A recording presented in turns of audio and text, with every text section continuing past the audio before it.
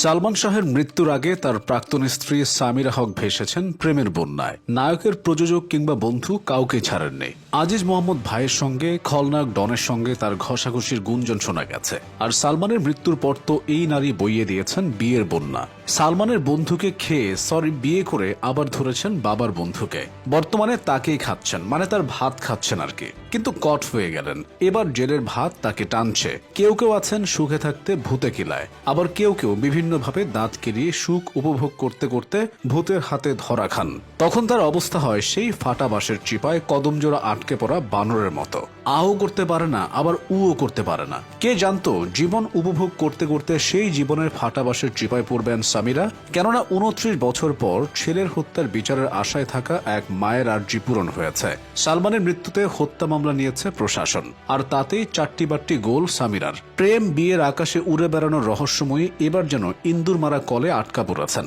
সেখান থেকে বের হবার কোনো রাস্তাই নেই, এমনকি বিদেশ যাত্রায়ও পড়েছে নিষেধাজ্ঞা। কথায় আছে চোরের মায়ের বড় গলা, সামিরার গলাও থেমে থাকেনি। এক ভিডিওতে দেখলাম কি যেন বলছেন সাংবাদিকদের। কিন্তু 29 বছর পর এই মামলার ওপেনিং এর কি দরকার ছিল?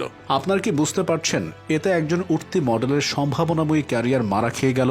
কদিন আগেই খবরের কাগজে দেখছিলাম সালমান শাহের প্রাক্তন ওয়াইফ মডেলিং এ। মনে মনে ভাবছিলাম এই নারীর জামাইগুলো কি দুর্ভাগা। কাজী ডেকে এনে কালেমা পরে বিয়ে করলেও লোকজন তাকে সালমান শাহের বউ বলে ডাকেন। যার বউ সেও মেবি মনের ভুলে সালমান শাহের বউ বলে ডাকেন। মানে কি একটা অবস্থা! নিজের বউকে মানুষের বউয়ের পরিচয়ে পরিচিত হতে দেখলে আমি তো গরুর দড়ি গলায় দিয়ে সুইসাইড খেতাম। তবে যদি সামিরা, ডন, আজিজ মোহাম্মদ ভাই সহ সবাইকে অ্যারেস্ট করা হয় তাহলে কিন্তু ভালোই হবে।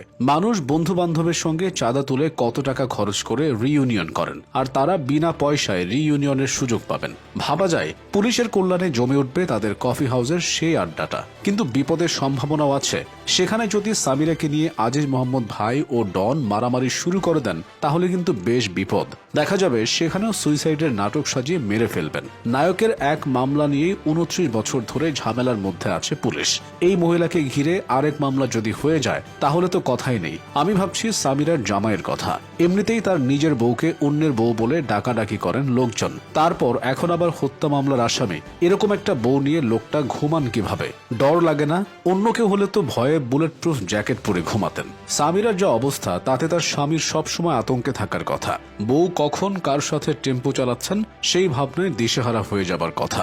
অন্য কেউ হলে তো বন্ধুদেরও বাসায় আনতেন না। বাসার কর্মচারী থেকে শুরু করে ড্রাইভার সব জায়গাতেই নারীদের রাখতেন, যেন টেম্পো চালানোর কোনো চান্স না থাকে। এতে অবশ্য ভালোই হতো, নারীদের কর্মসংস্থান বাড়ত, নারীরা স্বাবলম্বী হতেন।